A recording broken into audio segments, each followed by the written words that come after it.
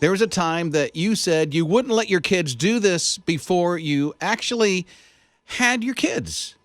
800-447-7234. It's Rob and Lizz in the morning. My daughter's living this right now. In fact, she shared a post the other day and it said, look, I said I would never let my kids do that. And today I said, okay, go ahead and lick that rock. Just don't cry. Like, I don't care what you do. Like, lick the rock. Don't cry. Right? If that's really what you want to do, just go ahead and do it. I feel that. So, I had many things where I said I was going to not let my child watch cartoons on Saturday morning with a bowl of cereal, this kinds of thing. And they watched cartoons on Saturday morning with a bowl of cereal. They still do. Mm-hmm. I mean, yeah. Still do? Yeah. Oh, yeah. Pretty much. Graduated high school. Right? So, Scott it was something about behavior. What was it? Well, before I had kids, I said, one day when I'm a dad, I'm not going to be strict like my grandmother who raised me. She was pretty, hard-nosed and didn't let me run off and go play with my friends whenever I wanted to and whatnot. So I said, when I'm a parent, I'm going to let my kids, I'm not going to be that strict. But now that I have two children, guess what? Yeah. I totally understand it, and I'm probably a little stricter than I thought I would be. Mm-hmm. So Scott went the other way with it, because typically I hear like, okay, bedtime is going to be at this time, and with the first kid, absolutely. You know what I mean? And then by the third kid, I don't care. Go to bed at 10 o'clock. It's fine. But Scott actually flipped it. I'm a lot stricter than I said I was going to be. Wow. Yeah. Which is surprising to me. I didn't think, it would be this way, but I guess. And I'm not really hard-nosed like, you got to do this. But I am more strict than I thought I would be overall. Yeah, because you're a dad. You want your kids to be safe. Correct. You're allowed to pull the dad card like that, You're listening to Rob and Lizz in the morning. His radio. So here's the thing. Before you had kids, what great parents we were. Oh, yeah. Right? You knew how to discipline the kids. You knew exactly how you're going to raise your kids before you had kids. You were the expert because I know I was the expert. And probably the expert for everybody else that had kids. That's what I'm saying. I lived That's exactly what I'm saying. I never would let my kid act like that in the mall. Listen. Now they act like that in the mall. With I don't even know what you call it, but it's I don't want to call it a leash because it's not a leash, but it's almost that's like a little, what I know exactly what you're talking about. Yes. Just call it a leash because that's what it looks like. It does. That's what I interpreted it being. Yes. Before I was a parent and thought, why would somebody do that with their kid? Until I had one that would run away. Right? And then I'm like, okay, I need one of those leash thingies. Where's the leash, honey? Where is it? Absolutely. Listen, that's the only way. I know it's not called that because you don't put kids on a leash, but that is what some people think it is In who essence. don't have children. Yes, but in essence it is. Okay? Yeah. So, totally get it. So, what did you say that you would never do when you have kids, and now you're actually doing it? I used to say that I would never let my kid in the car, and now I will give him anything that it takes. Just calm him down in the back seat. Crumbs or no crumbs, it doesn't matter just as long as he's happy. Absolutely. Whatever you want. You're listening to Rob and Lizz in the morning. His radio. Before you were parents, or at least for me, before I was a parent, I was the perfect parent. I knew how to raise kids before I had kids. I mean, seriously. And so there's that thought of, you said you'd never do this when you'd had kids, and now you do it. Yeah. Before I had kids, I said I wouldn't use one of those leash things. It's all I can say. And then after, of course, I had kids, I was like, oh, my goodness, I need 3 of them. Tammy texted. She said, I tried to use one of the leash things on her daughter when she was little because she would wander off. Like if they were in the parking lot at the mall, and she would run off or whatever. Well, one time she did have the leash on her when this happened. They were in the parking lot at the mall. And the little girl didn't like it, didn't want to be on the leash, and she started screaming. She was very upset about it. And Tammy said, oh, my goodness, all the looks that she got from, parents that said, I'll never use those, or parents before their parents kind of thing. Right? Yeah. So I have all different types of kids. My middle 2 were perfect. as close to perfect as can get when it comes to being mild-mannered. They would get in trouble, yes, but when it came to, hey, listen, don't go far off, they'd stay near us, Sure. that kind of thing. And then our bookends needed one of those devices. Yeah, I mean, yeah. You know? And you know your kid if they do or not. And I'm sorry, I don't want to call it a leash because it sounds like something for an animal. It does. But I know they're called something. I just can't grasp Maybe in my harness, head. but that's basically a leash, right? too. Okay, so here's Fledge at 800-447-7234. Here's the thought, Fledge, okay?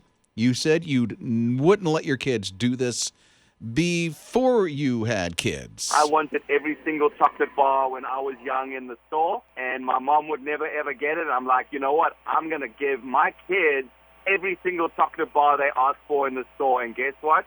My kids don't get chocolate bars when they are in the store now.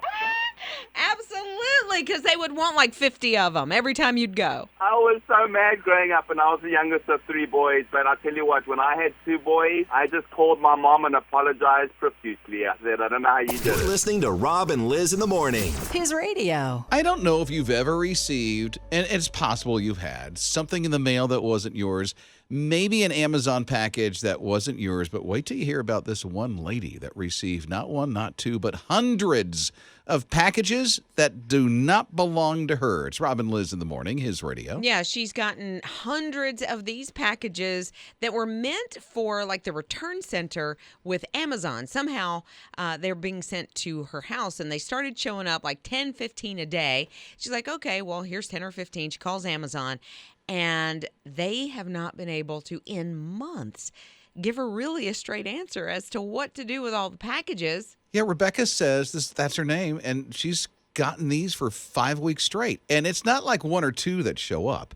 It's hundreds of packages, and they're dresses. Yeah, they're pretty much all dresses, it seems like. Now, all different kinds of styles, all different kinds of sizes.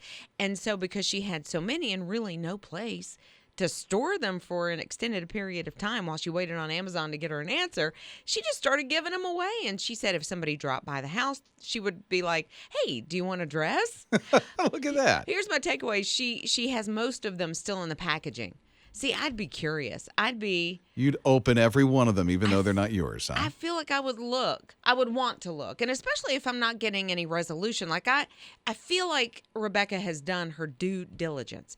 She has done everything she can to reach out to Amazon and say, because she can't afford to send them back to them. No, they just need to come pick them up, which makes no sense. They're not picking them up. Right, you've got drivers on every single street in America like 20 times Yeah, but a their day. business model is different. If I understand right, most of the Amazon delivery drivers own their own trucks, so it's like their own business. But they could, Amazon, pay that local driver, the one that delivers to her neighborhood, and say, look, she's got all these packages. We'll figure it out from here. Like, just go get them. We'll figure out what to do with them. She's got them on her front porch. They're spilling over. Yeah, it's like she's a hoarder, but not a hoarder. Yeah. It's not her choice. She didn't mean to be a It's hoarder, like, neighbors. thanks, Amazon. You're listening to Rob and Liz in the morning. His radio. So there's been this thing that's been going on for at least 50 years, and it is a search for the Loch Ness Monster. That's in Scotland, right? That's in Scotland, it is. Okay. So you've seen this old throwback picture of this image of what looks like, I don't know, a dinosaur, A maybe? brontosaurus. A brontosaurus. With the long neck, it kind of curves over a little bit with a back, Yeah. that, kind of a humped back. It's really fuzzy when you take a look at the throwback pictures. I don't know. Looks like a fingertip to me, maybe. Sort of. Or Yeah, a I can dog see that. tail where Yeah. it's curved at the end. I mean, you can speculate lots of things. Most people throughout the decades and the generations think it's the Loch Ness Monster. Right. So now there's somebody who's organizing all these volunteers with all this new technology. We're talking drones Thermal drones. and scans and stuff like this, and imagery to capture the image of the Loch Ness Monster. And they want it to be the biggest hunt in decades. So they're asking for volunteers. Now the thing is, they're not going to pay for you to fly to Scotland. That's why it's called volunteer. Right. They're paying no part of it. They're not even going to serve you a box lunch. So you're going to have to get your own ticket to go, but I think it would be so much fun to do this. It's a couple of weeks away. I mean, it's at the end of August. It's at the end of this month. So, you know, if you're inclined to look for the Loch Ness Monster, Here's what I it's think. like looking for Sasquatch. Yeah, that's what I think they're going to find is a Loch Ness Monster and Bigfoot playing cards in the corner laughing at everybody. Yeah. You're listening to Rob and Liz in the morning. His radio. A lot of searching going on online for Lunchables that have fruit and vegetables. Okay, And yeah, because it's back to school, want the healthy stuff. Exactly. And before this year, you couldn't find that kind of a thing. It was just the crackers and the cheese and the ham and that kind of thing. Maybe hungry. some gummies in there. Well, Kraft listened to parents who said, I need a little more fresh fruit and vegetables in the Lunchable. So now they're coming with fresh fruit. You can get like the little mandarin slices. You can get pineapple, grapes, and apple slices. Hopefully not a lot of sugar added to it. No, well, it's supposed to be fresh, so they're not supposed to have any additions at all. So hopefully that's the way it goes. I don't know about your kids, but if mine don't want to eat them, they won't, even though you supply it. But I think as a Right? parent, once you send them to school and you have given them everything that they need, what they do with it, Well, you hey, can't really that's control money that. thrown away. I don't want to throw away money if they're not eating it. Well, but you got to send them with, listen, my kids were always, please, can I have the Lunchables? And the only time I would give them Lunchables was like on a field trip. Yeah. And so, Scott is selective on the Lunchables, too. Yeah, my son Josh, he's 11. He loves the ham and the turkey. Mainly, he likes the cookies and the Lunchables. Come But he on. likes the other parts of it too. But he likes fruit as well, so this is encouraging to me. I'll look for those. He likes pineapple and those mandarin oranges, so this is right up his alley. Oh, well, then Two that out will of the work four, since yeah. they have Yeah. it, right? And Jake was saying, what was it? The Lunchables, they have pizza? Yeah, okay. So they have little mini pizzas that come with 3. And if anybody else does this, let me know. But you would take the pizza with like the dough and all that stuff, make with the sauce and the cheese and the pepperoni. I would put it in the microwave so that it would all so I would nuke it and it would melt and it would be like a pizza. But apparently, through my experience of seeing people eat it, they just eat it raw. well, but that's the point of the Lunchable is that you're not supposed to have to heat anything up. It's just kind of grab it and go. But it's pizza. Pizza's supposed to be heated up. It's I'd do the supposed to be same thing warm. as Jake. I wouldn't have thought about it because I'm just thinking, okay, everything is supplied in this little tray, this little plastic tray. Did you put it in the plastic tray? I got to ask that because No, so I would take it and I would get all the ingredients out and put it on a plate, and then I put the plate in the microwave. son, that's too much work. That sounds like you're supposed to do it that way. You read the instructions. Yeah. Yeah, it's in the instructions. Of Oh, I course. don't know. Oh, see, that's Okay. right. But it like- does make it better. Rob and Liz. His morning crew. It's Rob and Liz in the morning, his radio. And here's the thought. Here's what I'm wondering. What's the best way to put this? Okay, I'll just go there. I'm just going to go there, okay? Okay. I'm just going to go straight to it, okay? You open up the fridge and there is the milk. You want some. Do you take the time to get a glass or do you drink it right out of the carton? The milk, okay? The milk. We'll start with Liz. Oh, you better get a glass. Okay. Yes, I get a glass. Jake. Go ahead and get that glass, homie. Okay. Ben. I am also civilized, so I would drink a glass. Yes. Civilized. Okay. I'm curious about Scott. Glass or A mug, glass. but some Okay. sort of device. Okay. yes. If it's near the end and there's like a swig left, I will. I'll take it and throw it away. And I was going to say, when maybe you were living by yourself, you weren't married, you didn't have a roommate, it was just you. Oh, I swig right out of it. Would Yeah, okay. right? You know? Okay, I There's hear that. others in the home. No, you respect, okay? Right. Now. You visit somewhere and you stay with family. Same principles apply? Yes. Yeah? I will get a glass. Of Okay. course, it would never All right. enter my mind. I wonder if Scott ever done this at like grandma's house, visiting. No. No? No. Okay. Now by Grandma? myself, when I live by myself, occasionally. No, but that's if there not are where I'm others in the going. That's house, where I'm No, going. I'm not gonna. Okay. I'm not gonna. What swig if like so, that. let's say you sell real estate, okay? and you're a little thirsty and you're selling somebody's home and you want some milk. And there's a fridge there. There's a fridge there that has, full stock supply of food and everything. How about taking the swig out of the carton onto your client? No, you should have stopped at Mackie D's and got yourself a Diet Coke before Right? you got Okay. there. Oh, my I'm not going to goodness. say who the real estate agent is, and this is in Canada, nowhere around here. But we live in a day and age where there's cameras everywhere. Oh, yeah, there are. This one homeowner had a camera. It was in the kitchen. And sure enough, the real estate agent that was getting ready to show the house opened up the fridge, took a swig of the milk right out of the carton, put it right back. It's somebody else's house. Dude was charged or fined $20,000 for doing that. And he should have been. Uh-huh. Oh, my Yeah. goodness. That's not family germs. Rob and Liz. His morning crew. So there's an interesting thought that is just starting to circulate, and it's something that I think that you would be very passionate about.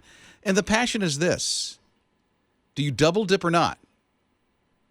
I know there are. You see, Scott is a double dipper. No. Yeah. No. And I'm Fringe. talking like Do not double dip the chip. the chips. Yeah, in the chili con queso or the salsa or the dip or whatever it is. It's some people double dip. I do not double dip. I will break the chip and dip. Same. One piece. I do it. And so it's all the same chip, but I'm not double dipping. It's a whole Same. fresh kind of a start. Same. Yeah. Who is it? Is it Jake that double dips? Jake? So I have a systematic approach when it comes to double dipping. So if, for instance, chips/celery, dip it once, right? Then bite it. And then flip it to the other side that's not bitten, I guess is where you said Bitten, that. yeah. And Didn't then take a bite dip out it of again. it. Yeah. Okay. And dip it again. So what about the middle part? What do we do with the middle part? I get enough of like salsa or ranch or whatever on the second part so I don't have to dip it again. Okay. So it's like a double dip, but it's not a double dip. You're not double dipping the place that you just took a chunk out of. Right. You turn it around the clean side and get it. But okay. I will say there was some talk in the room of being at, say, like a Mexican restaurant, and the chips on the table and the salsa sometimes get double dipped. Am I correct? Wait. Yeah. Jake? You might be onto something. Don't do it. Okay. Because you're there with all your friends, I guess, is the explanation. And Okay. so- Are we getting a text in? Oh, a text? No, we do not have a Okay. text. So here's Molly. Here's Molly. Something happened with Molly. I wonder what it was. 800-447-7234. Hey, Molly. I'm driving with my lifelong friend. I'm not going to say her name. And I had my tea in the cup holder. She opens up the lid, scoops her hand in my drink, and gets ice out. I thought I was going, so help me. I said, what are you doing? I just said, please don't ever do that again. I said, I cannot believe. I mean, I'll pull over and get someone a tea, get you a drink, but don't scoop your hand in my drink. First Right? of all, I don't know where your hands have been. Oh, gosh. I love you, but I don't know where your hands have been. Rob and Liz. His morning crew. Sarah has a pretty cool dad. Like, he's always been involved in her life, and just a great dad. So her whole life, he has made these little faces, and it's just a really simple, almost Charlie Brownish kind of a face. How does he do that with his face? He just doodles. He doodles Oh, faces. he's drawing it. Yes. Okay. So he doodles little faces. It's just a little circle, little bitty eyes, a straight mouth, and then like spiky hair. He does it on everything. If he sends her a letter, if he writes a note. So she did something to kind of honor her dad. And so I digitized this little character that my dad has always drawn on letters, paper tablecloths, like anything growing up. I turned them into his own little stickers so that he could place them all over the city. And he was so happy. He put them in places where I walk frequently so that I would always walk by and see them and think of him. How cool is that? That she honored her dad. And now I know his heart swelled. So what he did take those stickers, and everywhere she goes, if she goes to a certain restaurant, if she takes the train somewhere, they are all along her path. Oh, for real? So she could see them. Yeah, so it's a daily reminder. As simple as it is, just this little doodle that he did, and then she took it the step farther and made it into a sticker. Sounds like he lives they live in a really big city where stickers are like everywhere. You know She how you lives go in to Brooklyn. That makes sense because when you're in New York City and Brooklyn and all the burbs, there are stickers on on everything. On you know? everything. And so he's not defacing anything, No. right? He's just putting them up on like power poles. He's putting them on, just different boxes in different little places all around town. But Good it's for him. It's a daily reminder along her route that Daddy loves you and will always be here.